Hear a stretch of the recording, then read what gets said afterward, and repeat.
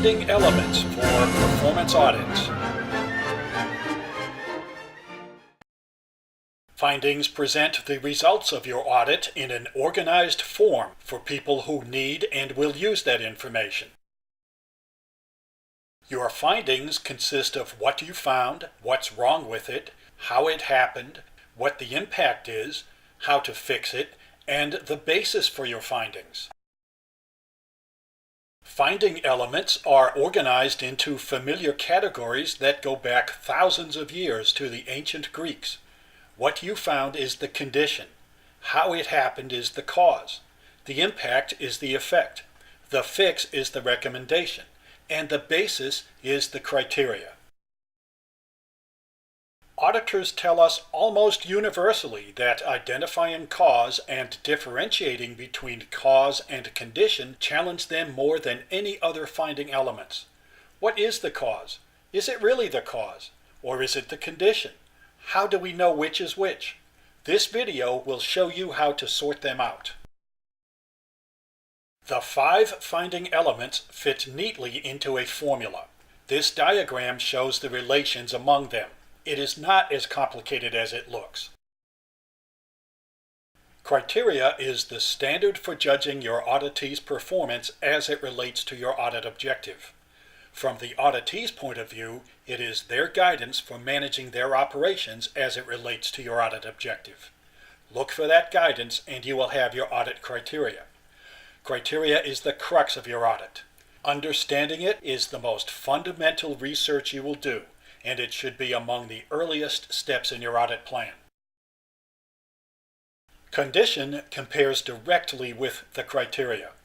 You will identify it through your audit work, interviews, document reviews, statistical analyses, and so forth. For example, if the criteria requires specific worker safety procedures, are those procedures being followed? If the condition is consistent with the criteria, you have no finding. Close the audit, issue a clean report, and proceed to the next audit.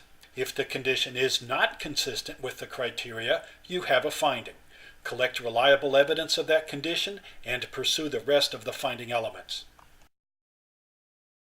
From here on, we assume there is a finding to develop. The effect element is easy to identify because it relates to the criteria. Whatever the criteria is meant to ensure or prevent will be your effect. For example, if the worker safety procedures are not being followed, then worker safety is at risk, or worse. Find evidence of it. The cause element is the most challenging because it is dynamic. Sometimes there are several causes working together, and auditors who seek a single cause frustrate themselves. The cause always relates to the criteria. It is the reason or reasons the auditee did not follow its guidance. As examples, they didn't know about it. They knew but misinterpreted it. They knew but disregarded it. They thought they were in compliance, and so forth. Asking management and staff is the best way to answer this question. Also, internal control weaknesses are often factors in the cause element. Auditors struggle to distinguish cause from condition because there are 2 cause-effect relations in the finding formula, whereas they try to make only one. Cause causes the condition, and condition causes the effect. If you focus on only one cause, you will frustrate yourself and omit a significant aspect of your finding. Recommendations should always address causes. When the causes are corrected, the conditions and effects go away. This does not mean that recommendations cannot address other elements. Conditions and effects can also be addressed to correct existing problems. Even criteria can be addressed by recommendations if needed. Your entire finding lies atop a foundation, your audit objective.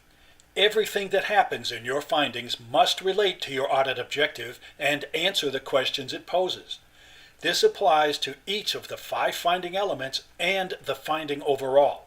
Any element that doesn't firmly and clearly relate to the audit objective is flawed and must be corrected, or the entire finding is flawed. Always stay focused on your audit objective as you are gathering evidence and developing your finding. Check your finding frequently as you proceed with your auditing. Do the pieces fit together correctly? Is the criteria the auditee's guidance? Does the condition contrast with the criteria? Does the effect follow from the criteria? Does the cause element cause the condition? Does the condition cause the effect?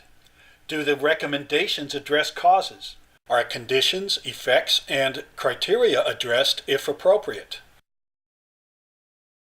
As a matter of grammar, the word criteria is plural and refers to multiple standards. The word criterion is singular and should be used in reference to one standard.